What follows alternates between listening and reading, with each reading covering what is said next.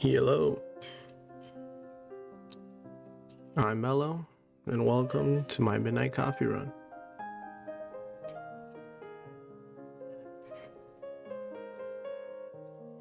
Alright, so I don't feel like recording today, so I'm just gonna stream the episode for fun, I guess. So, first story up. I met someone who claimed to be the devil, and I think I believed him. Alright, let's start this off. Let me start off by saying that I'm not particularly religious. If you ask me if I believe in God, I'd probably just shrug, drown out a few words about being on the fence about it, and continue with my day. Of course, that was before last night. My friends are the kinds of people who like wild nights, crazy parties, snort a bit of coke, take a bit of E in the bathroom, maybe hook up with someone and leave a text on my phone at 10 past who the fuck knows, telling me they don't need that ride I'm offering after all. Not to say I don't like to drink. I do, it's just clubs aren't my style. Lying low in a pub somewhere, drink in hand, listening to the TV drone on whatever channel some scruffy guy in the back barked out for. I guess that's my idea of fun. So when my friends tell me they want to go out for a night in the town, I say sure. I hang out for the first club, buy an alcoholic beer, in case my car is required to try to pretend that I'm having fun. By the time I see them grinding on girls, on guys, when they strike conversations with someone who definitely might be a dealer, well, I decide my services are no longer needed. We aren't too far out. The night tube is on the beck and call, and I can always find my car the next day. That's when I wander out of the club, look for something a little more rustic. Not that it's hard to find at all. I found myself in a bit of a state inside of a bar called the Ragged Feather. Wasn't a fan of the name at all that much, but the drinks were cheap, and the largest demographic seemed to be middle-aged men watching reruns of football. Whoa. I tried to pretend I hadn't just staggered out of a club with my ears ringing, slicked my hair back, and slipped my phone into my hand and wandered over to the bar. I took a double shot of whiskey and drank it in one hit. Just because I wasn't at the club didn't mean I couldn't have a good time. I hung out at the bar a while on my own. Scrolled through my phone pretending I was doing something far more impressive than I really was. I kept an ear out for the guys on the sofas. They'd get vocal every now and then. I think the football was just running highlights, but they were incredibly dedicated to their teams. I got another whiskey and bled into the background. Of course, stragglers from clubs are commonplace. It wasn't long until some scantily dressed woman staggered in, laughing and chuckling, pointing for where they wanted to sit. Saw a guy walk in with his friend slung over his shoulder. Catatonic, most likely. He threw his friend onto one of the leather sofas, ingrained with beer and smokes, and demanded 2 pints of water and all the peanuts the bar had in stock. The bartender seemed bitterly amused. Some of the girls were taking selfies, Snapchatting their friends who were still at the club. They were ordering shots, gearing themselves for the next leg of the night. A couple blokes wandered in the curries and takeout trays. I saw someone eat a Big Mac on the outside of the seating area through the window. This was a night for the young and inebriated, and my mind was dulled enough by the whiskey to enjoy the characters I could watch peaceably without interacting with. That is, until someone slipped into the seat next to me. Do I look like a girl with daddy issues? She was of average height, although that wasn't apparent immediately due to the fact that she was leaning her arms heavily against the bar. She was slim, with short and outstanding bright hair. It framed her round face, a face with marred and smudged eyeshadow. Smudged lipstick? Hell, It looked like her makeup was in the process of melting right from her face. There was a chip knotted into a curly hair curl. Chip knotted into a curl into her hair, just by her forehead. The drunk side of me was actually tempted to pick it out. The girl was clearly drunk, and as I looked around the bar, I couldn't quite place where she had come from.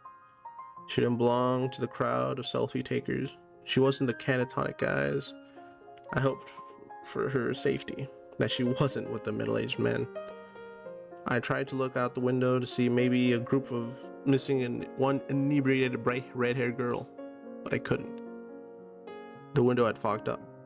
Too much heat inside, not enough outside. "Are you okay?" I asked her. She pointed her finger at me. "Answer my question," she slurred. I at least wasn't sure to say. I settled on staring at her awkwardly, trying to answer her with the bemused expression on my face. The girl's lips curled into a drunken smile. She snorted, placing a hand over her mouth to smother her laughter. It only really aided the deconstruction of her lipstick. "I do. I know. You know," she said, pushing herself up a little against the bar. "Have daddy issues, I mean. In case that wasn't obvious." She gestured to herself. To the mussed clothing, you must have looked quite spectacular when she left home that evening. To the stains that looked a lot like old food. The sticky residue on her neck and shoulders that was quite obviously a thrown drink. "What happened?" I asked her. Her hair had curled around her neck. I realized it was sticky with the same substance. She was a wreck. "I got in a couple fights, no big deal," she said, shrugging. "Didn't start any, of course. No, I don't do that. But my father..." "Your dad did this to you?" She smiled brightly. "In a way." "Do you need me to call someone?" I already had my phone in my hand. The girl looked like she was probably in her early 20s, but that didn't mean she couldn't have been suffering from some kind of paternal abuse. The only number I knew of the bat was Childline, which wasn't quite appropriate. The police? Jesus. Was I going to have to deal with the cops tonight? While my friends were snorting coke not 2 doors down? The girl pushed my hand down firmly. She was already shaking her head. "No," she told me. "I don't want you to call anyone." Now her expression changed. It wasn't the attempted, sultry look I'd seen on many girls of her state. It was an open and wide, engaging. She wanted something from me, and I felt compelled to give it to her. "I want something else." "What do you want?" I asked her. "To tell you a story," the girl said, before glancing at the bar. "And for you to buy me a drink. The universe is a pain sometimes, and I'm afraid I think I might have lost my wallet." I laughed. I didn't know this girl. Didn't know where she'd come from at all. My nights were generally about getting comfortably wasted and making sure my friends weren't dead in a ditch by the end of it. I was used to getting hit on every now and then, but even as I sat at the bar stool with a drink in my hand, I knew this wasn't what it was. This girl had no intention of getting into my pants. All she wanted was to talk. I guess I was okay with that. "What's your poison?" I asked her. Her lips quirked. "Appletini." The bar offered a very limited cocktail menu, but by some miracle, I was able to order her an appletini from the list. I ordered a cider to go with it, suddenly a little too aware of where this night could go. I unthinkingly supplied the liquored up stranger with even more alcohol that she'd clearly had a rough night of drinking it. A part of my old instinct came back. The same instinct that had me texting my friends every few hours to make sure they had wandered off to somewhere dangerous beyond the club. With no one but the bartender aware of our existence on these stools, I realized that I was suddenly responsible for this very drunk stranger. The girl caught at her drink, running her finger delicately over the rim of the muggy martini glass. "This takes me back," the girl said amiably.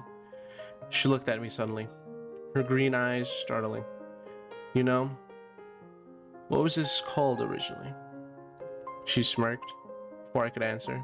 "An Adam's apple martini." I snorted. "Yeah, I think I've heard that before."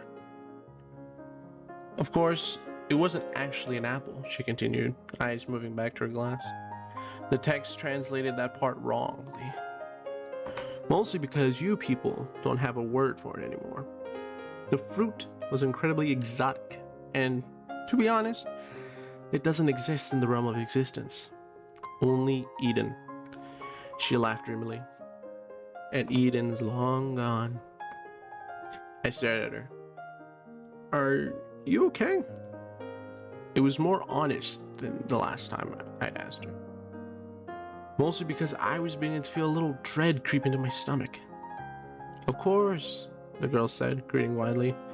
"Why do you keep asking?" "I mean," I stuttered, "I just don't know. Don't take this the wrong way or anything, but you look..." "Like someone poured their drink over me?" the girl asked. "Like someone else threw their kebab in my dress, and another unpleasant chap littered me with his fish and chips? That I've been hit, slapped around a bit, and left in the gutter for the rats to find me?" She held my eyes for an incredibly long time before her face broke out into a grin. "Yeah, something like that." "Why would they do that?" I asked. "Why wouldn't they?" the girl shot back. "People aren't that great, and alcohol makes them worse." She shrugged. "Sometimes makes them better. Nicer. A little looser in the sack. But mostly just annoying and a little smelly." I looked at her. I watched her knock back her drink. She exuded the intelligence to know just how ironic her words were. But she was neither caring nor apologetic about them. Lara looked at me. "You bought me a drink? Now you can listen to my story."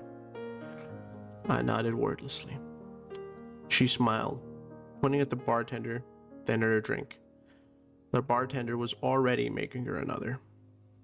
"Eden," the girl said, reiterating her earlier babble, as though the world has only just come out of their mouth. "They always think it's my fault, you know. The reason Adam and Eve got kicked out of their perfect little nudist paradise." She shot me a knowing glance. "Only in Eden can you sit on the grass butt naked and not get a pine stove stuck in your crack." I blinked. "I'm sorry?" I said. "I'm not following." "Sorry," the girl said. "My story won't make any sense without proper introduction." She reached out her hand. "Hello, my name's Lucifer." She winked. "But you can call me Lucy." There was an uncomfortable heat that stretched through your veins when you first go into fight or flight mode. Adrenaline pounds through your blood, and all you want to do is get up and go. It overrides everything else. A lot of things made sense when the girl told me her name. For starters, that she was crazy. She had to be. She looked like she'd been attacked on 4 separate occasions in one night, and up until that moment, I hadn't known how that could be possible. Behind the smelty makeup and dirty clothes, she was rather attractive, and her attitude hadn't come off as catty and rude. If she'd been going around telling people she was the devil, though, that gets a reaction out of people. I suddenly felt myself looking at her wrist, down towards her ankles. Did she have some kind of cuff on from one of those mental institutions? Had she broken out of a hospital after a nasty bump on the head? Was any of this even happening at all? I really would have called the cops. "I know what you're thinking," the girl, Lucy, said. "You're thinking that I'm crazy, that you need to get out of here. Maybe even think I'm aggressive." "Are you?" I asked her. "Would I be here with you drinking apple teenies if I were?" she asked, fluttering her eyelashes. "Would you look the way you do if you weren't?" I shot back. She grinned, toasting her new glass. "Touché." Unthinkingly, I clinked my cider against it. Then I frowned. She chuckled, leaning closer. Let's have a little wager, she said. Let me tell you my story, and if you believe me when I'm done, you can't go about trying to get me locked away somewhere. I stared at her. If I ended up believing you, then why would I do that? She smirked, sipping her drink. You'd be surprised what people do when they believe you are the devil. And you do this often? I asked. Tell people you're Satan? She snorted into her drink. Not as often as I should. But it's been a rough day and a hell of a long time. I'd like to have a chat, if that's all right with you. I waved up to the bartender for another whiskey. The girl's eyes glinted with humor. I wasn't necessarily trapped with her, but a part of me didn't want to leave without first hearing what she had to say. Besides, at the end of it all, I couldn't just leave a crazy girl to wander around London at night. So, I said, taking a swig of my drink. Eden? Lucy laughed. Adam and Eve, I continued. You're saying that's true. God created two humans and we all came from them. God made two prototypes, Lucy corrected with a raised finger. My father created angels as his toy soldiers, but they had failed to make anything like himself. After us, it was his next big project, and he spent every waking hour of existence slaving over his two prototypes. He gave them a perfect utopia to live inside, but he wanted to test them. He wanted to know whether they had free will. And did they? Lucy soured. No, my father could never bring himself to go that far. He tempted them with the idea of knowledge beyond their understanding and told them exactly what they could do to claim it as their own, but to be able to create a being that could go against his law? Oh, my father is a very controlling being. He was afraid to unleash that ability onto them. Lucy was very adamant in her delusions. That was clear to me. She spoke about her father with such distaste that I began to feel bad for her. Only someone who had been hurt very badly would have the gall to spite God himself. And what? I asked her, entertaining her delusion. You were the one that tempted them in the garden. The devil has been a girl this whole time? She smiled. I dabbled. Then she looked at me, raising a brow. All of humanity thinks that temptation came in the form of a snake. The snake's legs were taken away as punishment for drawing Eve towards the forbidden fruit. She laughed. A hard and short sound. Snakes never had legs, and it was not a sin to tempt those poor prototypes into doing what they did next. Her shoulders were very tense as she took the next sip, but her eyes were filled with exhilaration. She seemed thrilled to tell me this. I was the favored child. My father loved and adored me. He named me the Lightbringer. I was stood at his side during the creation of this earth, during the creation of humanity. She pursed her lips, slamming her empty glass against the table. The bartender eagerly went about making another. My father couldn't bring himself to go the extra mile, so he asked me to walk amongst the prototypes and tempt them myself. Drawn to their desire for the forbidden power he had hinted at. You're saying God wanted us to know this stuff?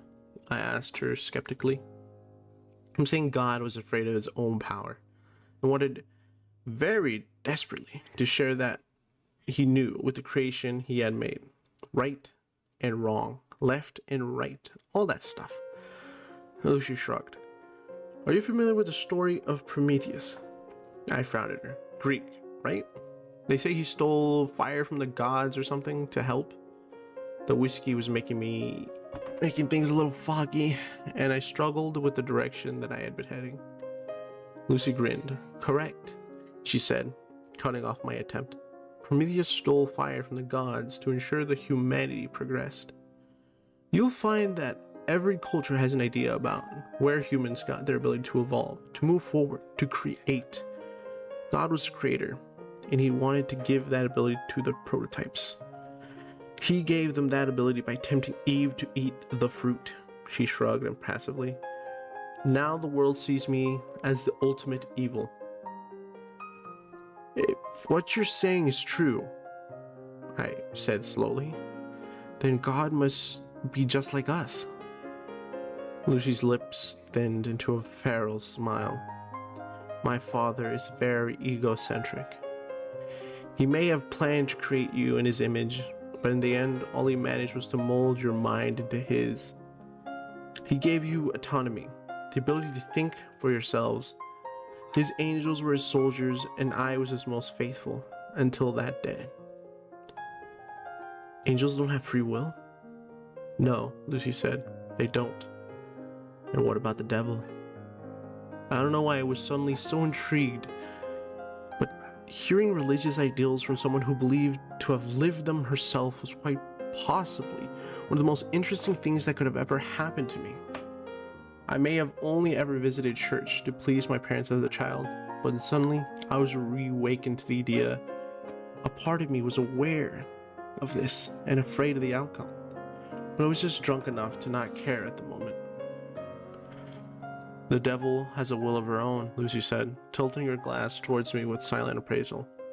By guiding Eve to the tree, everything woke inside of me that day, and I realized that I had been missing what I had been missing, just what my brothers and sisters had been missing.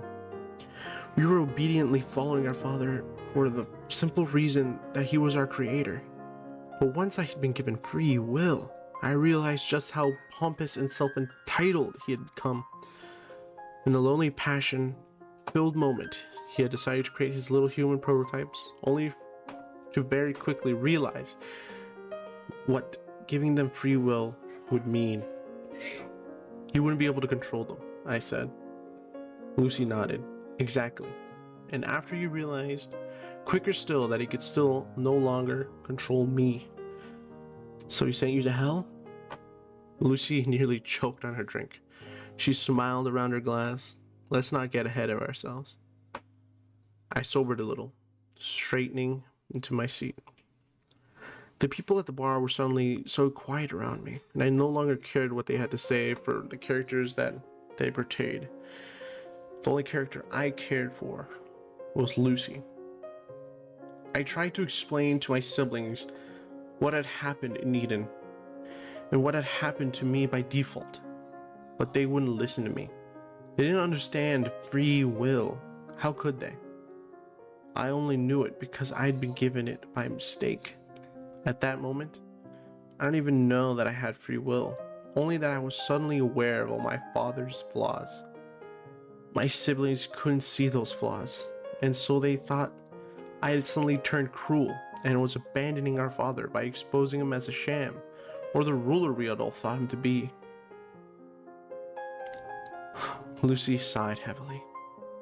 Adam and Eve and all of the creations that followed were booted out of my father's perfect little utopia. Now they had his knowledge.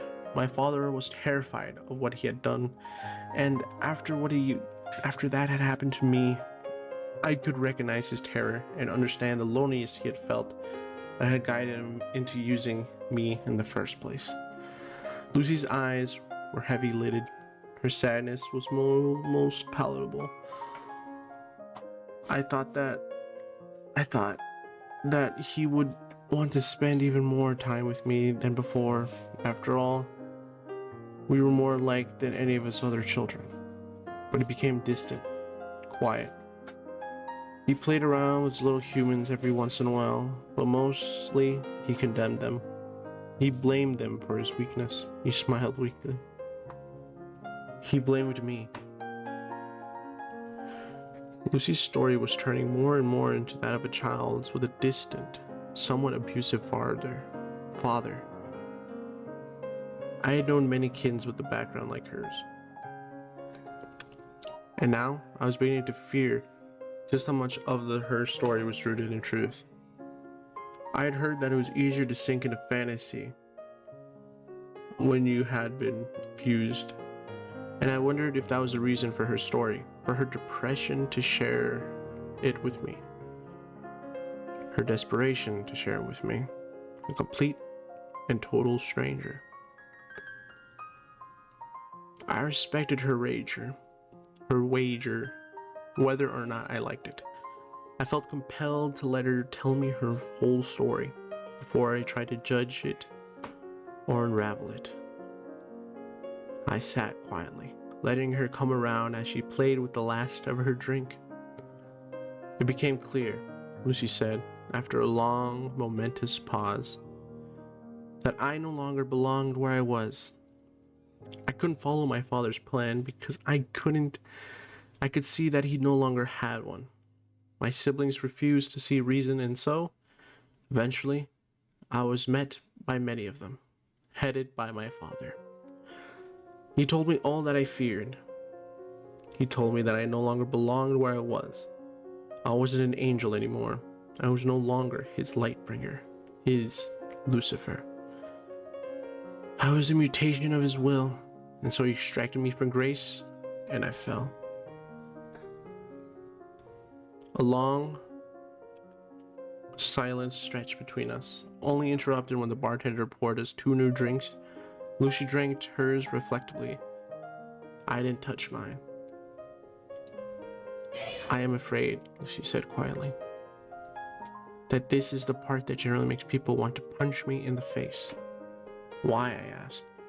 Because your dad threw you out? I paused, trying to abide to her metaphor. That he put you in hell?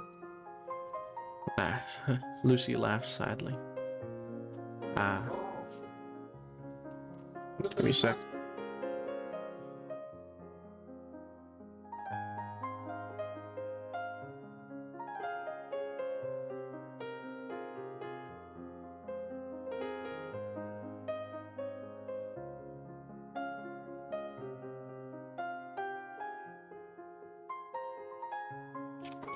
Alright, resume here. Sorry about that.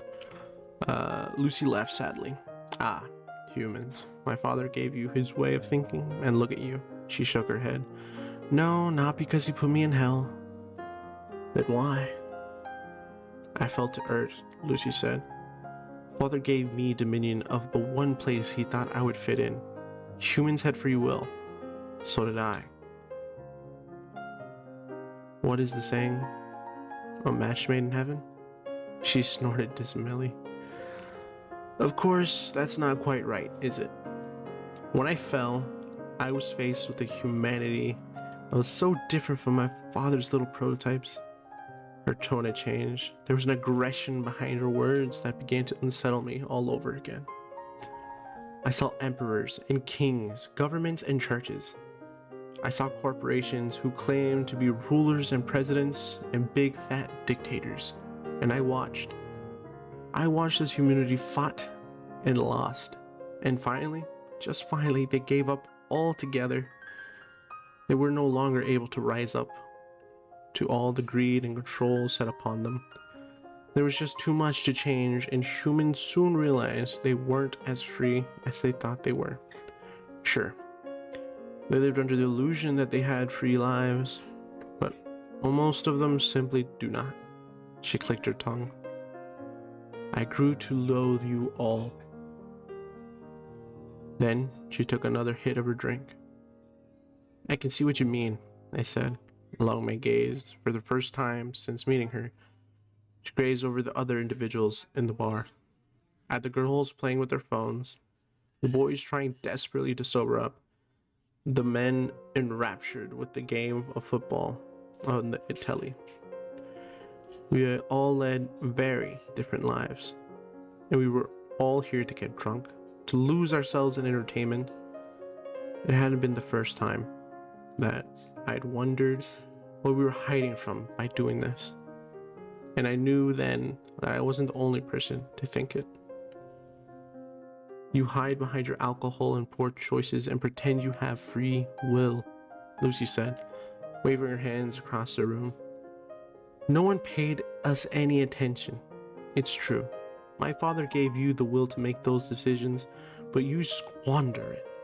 The free will I failed to provide to all of you. The free will I was given by a twisted mistake. And you make a mockery of it. You follow senseless leaders without questioning them. You abide by laws made centuries ago that no longer make sense. You do these things because you had given up on the opportunity to follow the will of your own, not of others. That isn't all of us, though, is it? I asked her, trying for some reason to defend her species from the mad young woman. Because you see it on the news all the time, don't you? People do rise up. We do protest. People can make a difference. Lucy laughed bitterly, nibbling the rim of her glass. Really? She said. You can sit there and say that it can't be all sad because of the few that refuse to conform. Those you call your rebels, they make up for it all. She grinned around her glass. By that logic, I am the biggest rebel of them all. Am I expected to make up for all your sorry mistakes? By your logic, I said, you should be punishing it, right? If that's what this metaphor is all about, I laughed. I couldn't help myself. I took a sip of my drink. Is this whole story just so you can tell me that you think we're all going to hell? If so, I think I can see why people want to punch you. Lucy didn't say a word. Simply, she watched me. It felt unnerving to have someone like her watching me like that, with an intelligence that went beyond anything I'd come across and got midnight in a seedy bar. The drunkenness in her eyes was no longer present. Her face was flushed like before, and even her makeup couldn't represent the mess I'd seen when she first appeared on the stool by my side. It was like looking at someone else entirely. I was afraid. Let me review what you said, Lucy said slowly, articulately. She wasn't slurring. Has she been slurring before? You think I'm going to tell you that humanity is going to hell because you refused to use the gift I gave you? Her nails curled into the bar. My father may have been the one to guide me, but I paid for his mistakes.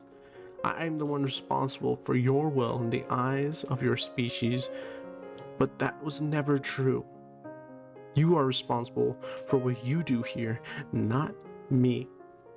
She pursed her lips, tapping the bar as a bartender filled her drink again. Tell me, do you remember my mentioning of hell at any point during my story? Or was that just you? I opened my mouth to answer, but something faltered. My lips trembled and I slammed them shut. Lucy smiled, taking a sip. Thought not. She looked away, eyes scanning the room lazily. What I did say is something that is indeed mentioned in your scripture. My father gave me dominion of earth, a place filled with free will. Free will that goes to waste. Her lips twisted. Humans sin all the time, not because of me, not because of evil or my dominion over this place. Fact is, I don't lift a finger. I don't, because I don't see the point. You make terrible decisions and follow mindless leaders. You do bad things and you make a mess of your earth. Lucy's eyes lit up. Do you know how much suffering is happening all over the planet right now? How many people are dying of illness that could have easily been cured, but aren't because of the selfishness of humanity? Do you know how many children are being abused, raped, forced into marriage?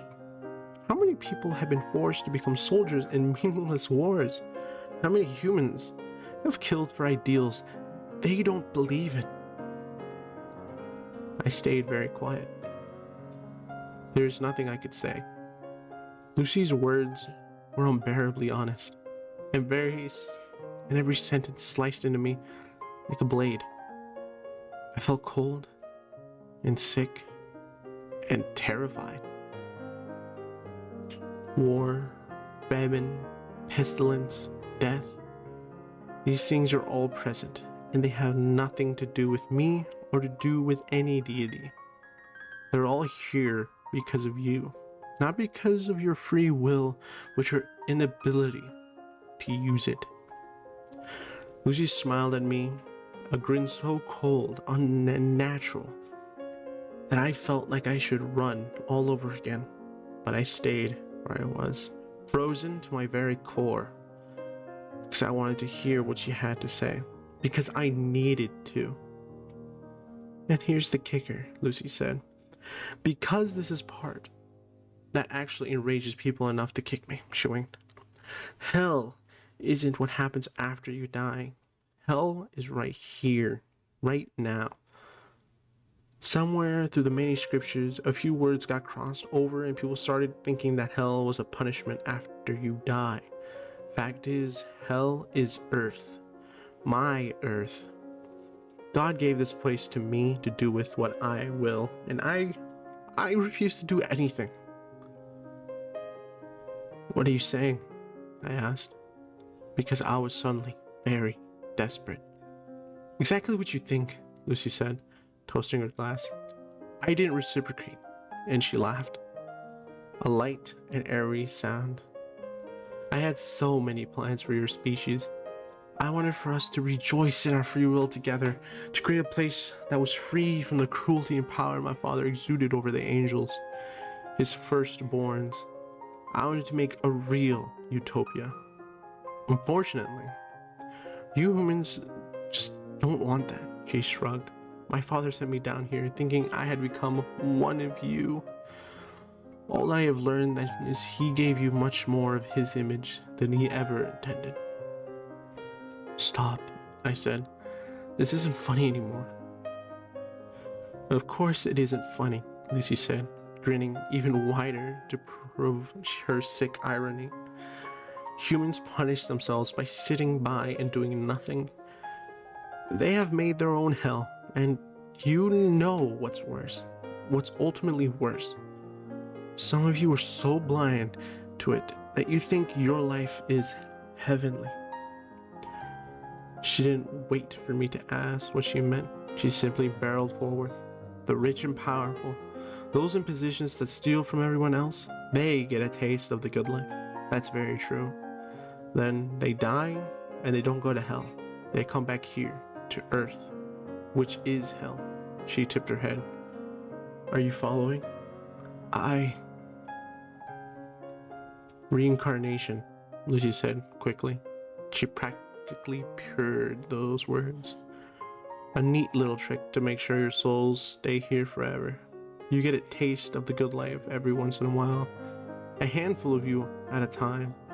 And that's enough for you to believe that this is some kind of real middle ground. That you aren't living hell every day. Then you die.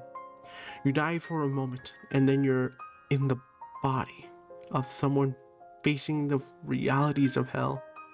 But of course, you never remember the time you spent in a better life. A part of you just has that inkling to hope. That's all. Hope makes you think that it can all get better. She slammed her drink so hard at the counter that it shattered. I didn't do anything, not even when plexiglass littered my hands.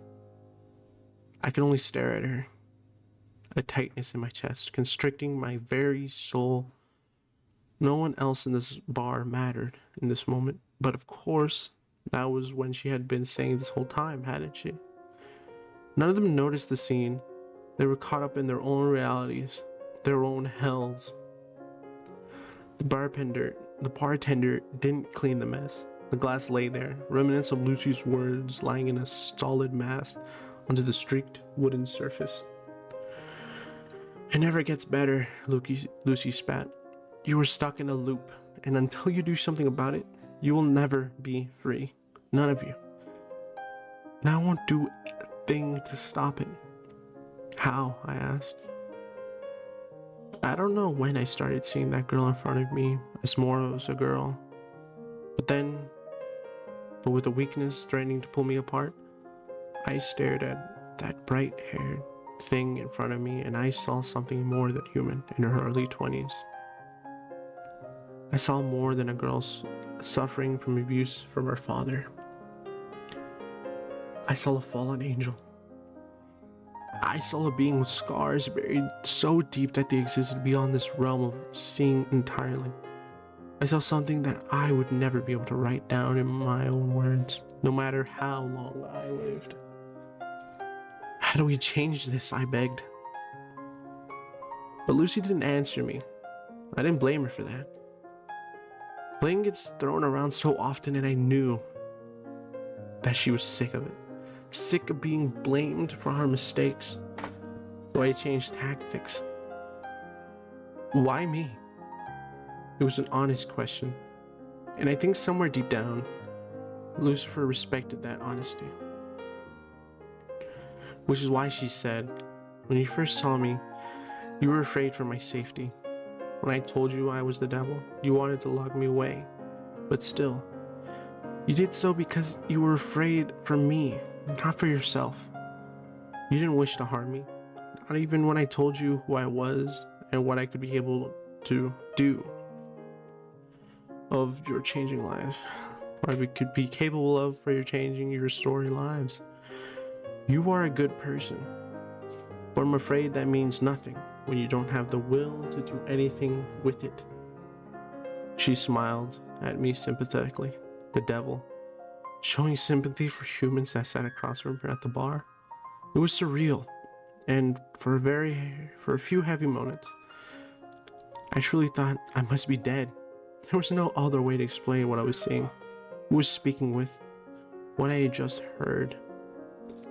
What am I supposed to do? Lucy reached out to me. She placed a hand on my shoulder. Her hand was cold and warm at the same time, and I felt my blood boil where her fingers scraped my skin, and I knew. Sharing a story like this isn't easy.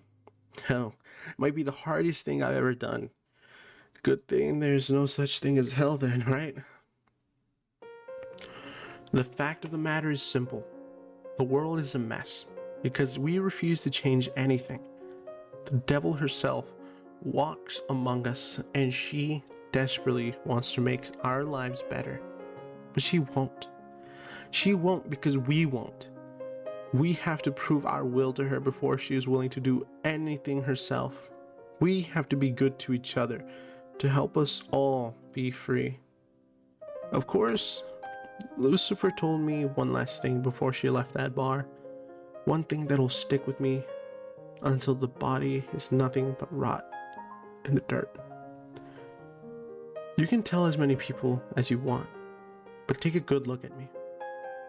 I've told 5 other humans this night the same thing I have told you, and this was their reaction. They have hurt me, burned me, thrown their food and drink at me. Humans are afraid of their free will, and they find it so much easier to hurt than to own up for their own inadequacies. You will only be free when you stop seeing yourself in the same way my father sees himself. So that's what I'll leave you with. Lucifer won her wager that night, and I let her walk out the door. And I beg you to do the same. If the devil approaches you one night, listen to what she has to say, and listen to what I have been able to tell you of our meeting. Devil is real, and she doesn't want to torture us.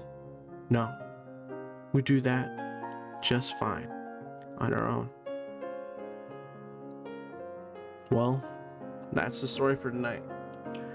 I hope you enjoyed tonight's midnight coffee run, and I hope you join me again for our next story. And by the way, the author of this story was 1000rows.